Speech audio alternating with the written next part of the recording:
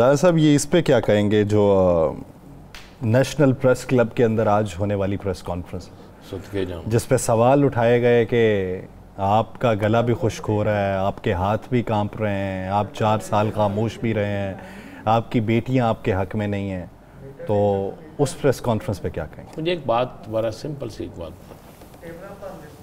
हम बोले तो पकड़े जाएं, वो शोर भी डालें तो उन्हें पूछे कोई ना। बात यह है कि इन्हीं के बयान, इन्हीं की वीडियो, इन्हीं की ऑडियो मौजूद है ना, सारी दुनिया ने सुनी हुई है ना, सुनी हुई है ना। जी जी।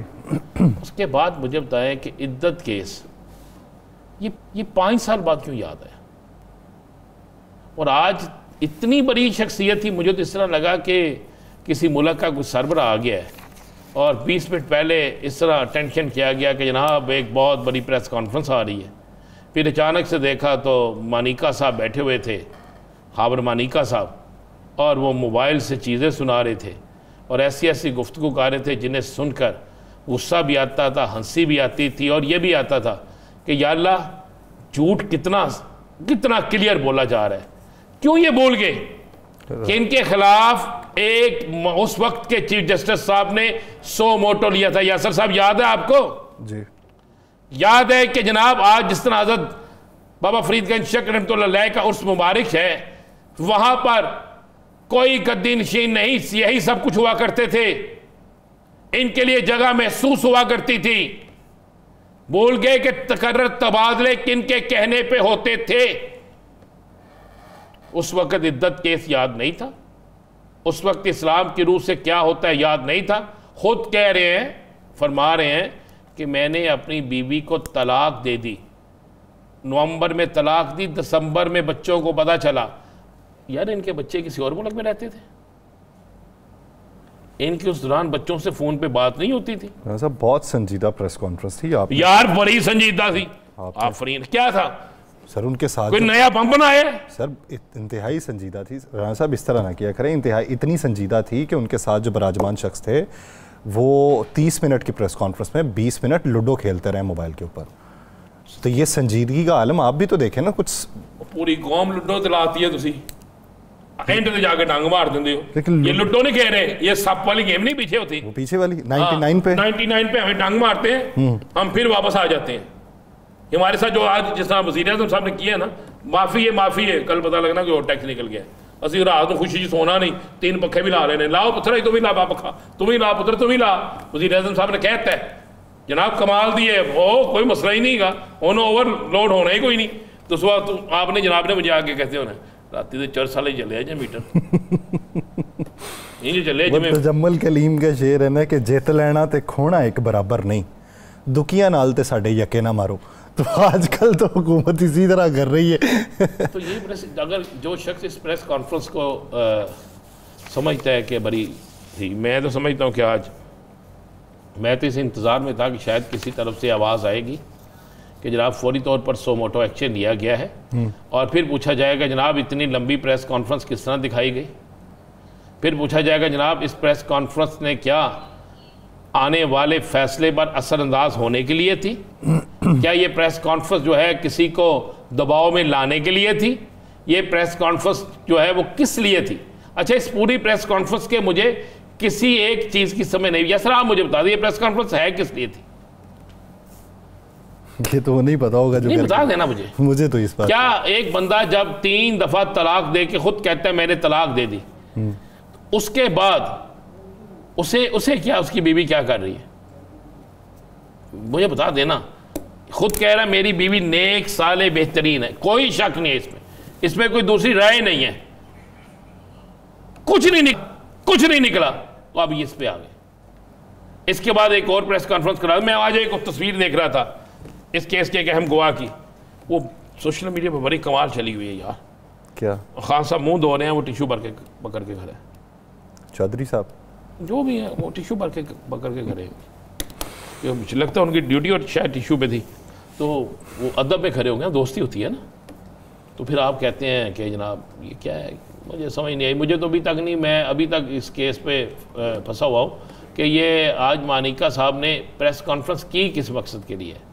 अगर तो वो कुछ तबलीग कर रहे हैं तो उस तबलीग का असर सबसे पहले अपने ऊपर लें और ये बताए कि इस सारे तलाक और इस सारे वाक़यात के बाद अगर किसी औरत पर बुख्तान लगाया जाए तो उसका इंजाम क्या होता है, कुरान और सुन्नत के मुताबिक उसका क्या है। और अगर एक घर में 4 फर्द रहते हैं, मान लें जिस तरह एक गवाह पेश किया गया था, याद है ना, एक घर का मुलाजम, हाँ जी, उस पर कानूनी तौर पर शरई तौर पर क्या जुर्म आयद होता है? वो बावर्ची जो था, बावर्ची था कि ड्राइवर था, जो भी था, उस पर शरई तौर पर क्या इल्ज़ाम आयद होता है? और इन पर क्या इल्ज़ाम आयद होता है कि 4 से 5 साल चुप रहे, इनकी जबान को ताला रहा, ये बादशाह रहे उस इलाके के, ताइनातियां क्या क्या चीजें होती थी। फिर ये भी बता दें जिस केस में ये एंटी करप्शन ने पकड़ के ले गई थी, उस केस का क्या बना है? क्या वो केस खत्म हो गया? हाँ जी, वो तो उसी वक्त ही खत्म हो गया। वो झूठा केस है ना इन पे, यार ये बताया ना, झूठा केस था सर। वो उसी तरह केसेस मैं जिस तरह के मैं कह रहा हूँ जी, वो झूठा केस था। मैं अब सर कौन कौन से नाम गिनवाने आपको शुरू करूँ? जो केसेस अभी भुगत रहे हैं वो किसी और पे भी केसेस थे, लेकिन यार मुझे बताया, मैं तो परेशान हो गया हूँ। और खासा पे एक केस है, उसमें कह रहे हैं जी चक्री पे रुके और एक सब इंस्पेक्टर का वहां से गुजर हुआ और उसने सुना कि कप्तान जो है वो फलां फलां हदायत दे रहा है, तो सब इंस्पेक्टर उस टाइम सुता रहा, उसने आगे इतला ही नहीं दी, उसने आगे इतला ही नहीं दी कि इस मुल्क के साथ ये घिनौना खेल खेलने जा रहे हैं कि जनाब आप फौरी तौर पर ये कोई एक्शन लें। सब इंस्पेक्टर साहब की रसाई नहीं होगी, अगर आज़म मकासद जो है अब रसाई हो गई है, हो गई है यार, ऐप पे गल ना डालो, इसे खड़ो जरा ब्रेक ला लांगे ईडी जरी तानु जल्दियां भैया नहीं, क्या वो सब इंस्पेक्टर साहब क्या रसाई हो गई है? अब हो गई ना, आला हुकाम तक वो फिर इतना अरसा उन्होंने रसाई के लिए कोशिशें की, तो इनकी क्या इनकी कहां तक रसाई हुई है? मौसूफ खबर मलिका साहब, तो इनकी भी 4 साल तक रसाई नहीं हो सकी, इसलिए अब रसाई हुई है। तो 4 साल ही तो रसाई थी इनकी, अब रसवाई है।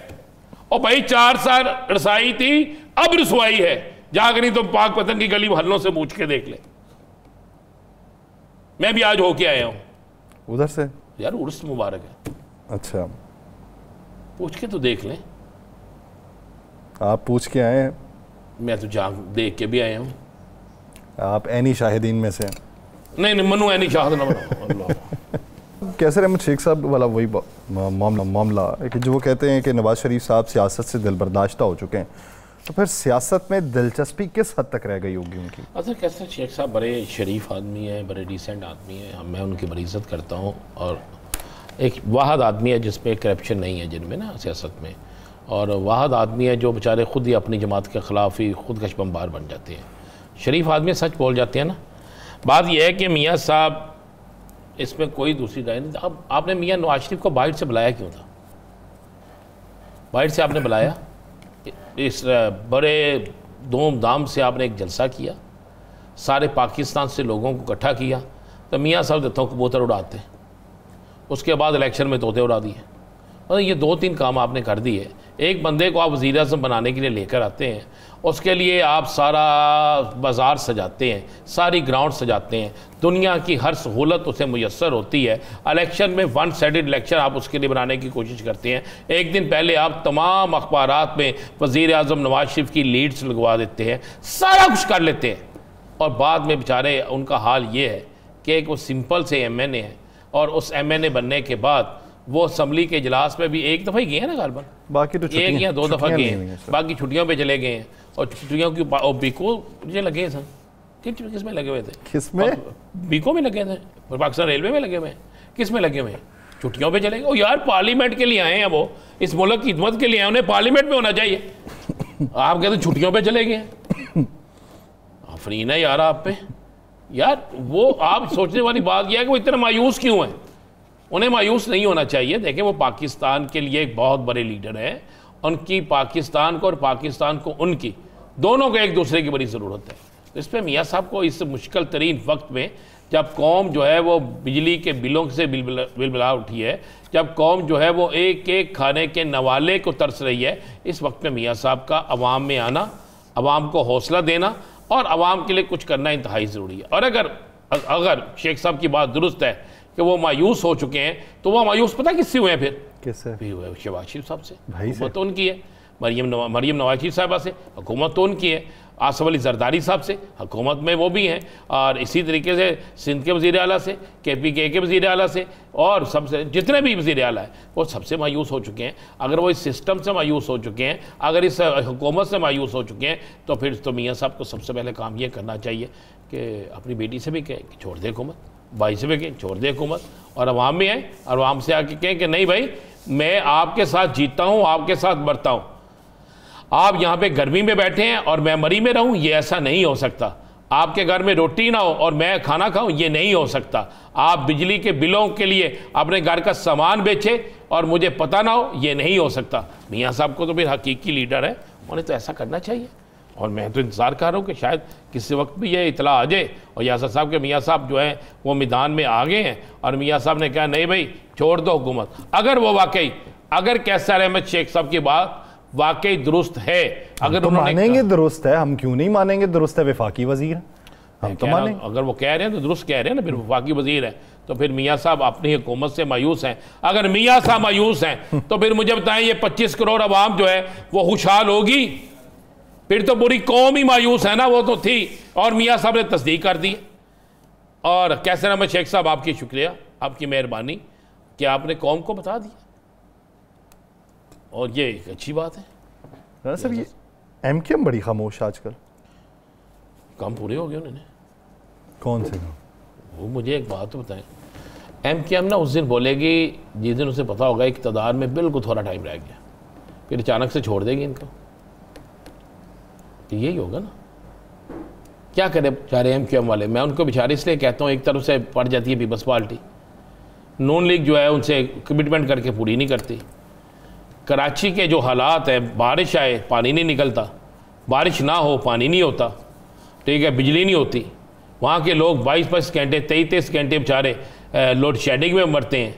ये आलम हो चुका है। उस शहर का जहाँ से हमें सबसे ज़्यादा टैक्स मिलता है, उस शहर का जो हमारी इकॉनमी की रीढ़ की हड्डी है, तो फिर क्या करें बेचारे, मुझे बताएं ना। इस मुल्क में मुझे बताएं बोल कौन रहा है? चले छोड़ दें, बोल कौन रहा है? हुकूमत है, हुकूमत तो हुकूमत बोल रही है ना। कितने हुकूमत में लोग बोल रहे हैं?